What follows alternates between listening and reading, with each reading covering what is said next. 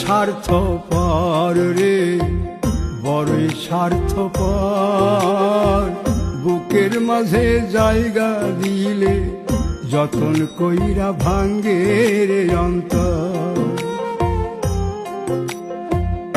অচিনা এক জংলা পাখি যতন কইরা বুকে রাখছি, বুকের পাজর ভাঙ্গা সে যে সাজায় অন্যের ঘর রে, সাজায় অন্যের ঘর। মানুষ বড়ই স্বার্থপর রে, বড়ই স্বার্থপর। বুকের মাঝে জায়গা দিলে যতন কইরা ভাঙ্গে রে অন্তর। বুকের মাঝে জায়গা দিলে যতন কইরা ভাঙ্গে